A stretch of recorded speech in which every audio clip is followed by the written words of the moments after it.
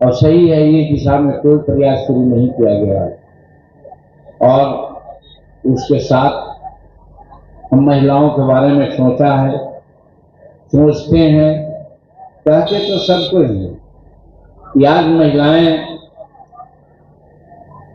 21वीं शताब्दी में हैं, महिला सशक्तिकरण की बात करते हैं और उनको हम अधिकार दे रहे हैं।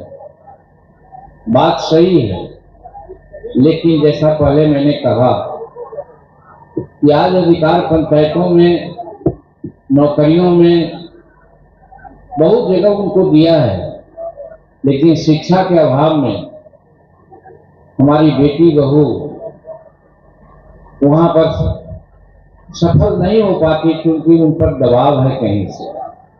कुछ ही बेटी ऐसी हैं जो कि स्पेस में भी जा रही हैं, सेना में भी हैं, हर जगह है, लेकिन साधारणतः हमारी बेटियों पर दूसरे तरह का प्रभाव आता है।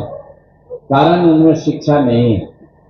यही कारण था जब हम मुख्यमंत्री थे तो हमने एक नीति अपनाई थी कि चाहे जिस समाज की बेटी हो, जिस जात की बेटी हो, हम पहला क्लास से लेकर के 11वीं क्लास तक उनको हम पढ़ाई फ्री करें। और फ्री हुआ, आज भी सैद्धांतिक रूप में फ्री है,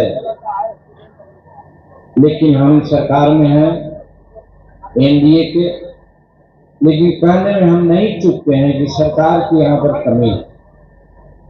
जिस कॉलेज से, जिस यूनिवर्सिटी से हमारी बेटियां पढ़ती हैं, डिग्री ले रही हैं और उनको फ्री पढ़ाया जाता है, तो जो डेफिसिट ग्रांट होना चाहिए उस कॉलेज को, यूनिवर्सिटी को सरकार को देनी चाहिए, लेकिन यह सरकार नहीं दे रही। मसलन जो हम बेटियों को आगे बढ़ाने के लिए उनको प्रयास किया था, उसमें कहीं न कहीं बाधा आ रही है।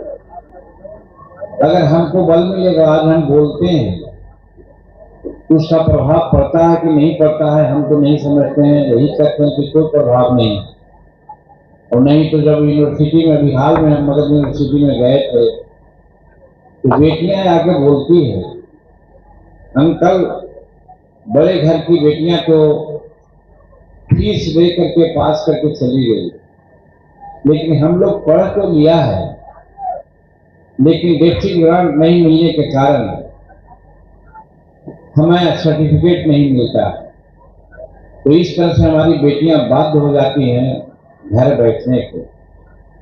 हम सरकार से कहना चाहते हैं कि आप नारी सशक्तिकरण की बात करते हो, लेकिन जब शैक्षणिक माहौल को ठीक नहीं किया जाएगा तो फिर आगे कैसे होगा।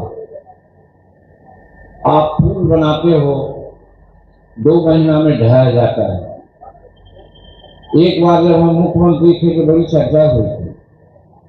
हो सकता है हमारे पत्रकार मित्र हमारी इस बातों को कह सकते हैं। हमने कहा था एस्टीमेट घोटाला। आज एस्टीमेट बनता है, उसमें हम कह सकते हैं कि गवर्नमेंट रूप में बनता है, मतलब बहुत ज्यादा, जहां 10 रुपये का एस्टीमेट बनना चाहिए वहां 1000 रुपये का एस्टीमेट बनता है।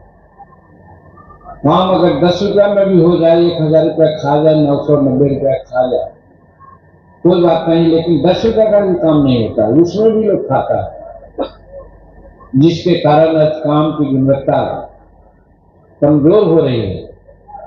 हम सरकार को यही कहते हैं कि आप कड़ाई से खर्च पर अंकुश डालें और उसी बचित पैसा से हमारी बेटियों के लिए जो यूनिवर्सिटी में, महाविद्यालय में, स्कूल में जो हम फ्री एजुकेशन किया है, उनको आप डेफिसिट ग्रांट दे दें। मैं समझता हूं इसमें कहीं कोई दो मत नहीं हो सकती, मिल सकता है, लेकिन सरकार नहीं दे रही। और हम आगे बढ़कर करना चाहते हैं कि यदि हमारी सरकार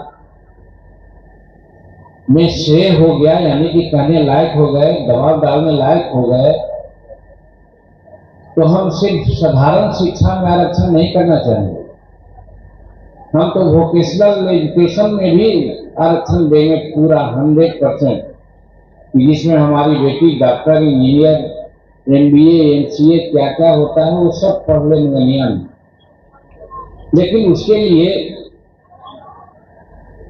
हम यही कहना चाहते हैं कि विधानसभा में हमारा संख्या बल होना चाहिए। बिना संख्या के कुछ नहीं कर सकते। बोलते हैं 4 विधायक हैं, कभी कभी बोलते हैं बातें मानी जाती है कभी कभी, लेकिन सारी बातें नहीं मानी जाती। अगर यही संख्या हमारा ज्यादा हो जाए तो हम समझते हैं कि हम सरकार पर दबाव डाल सकते हैं।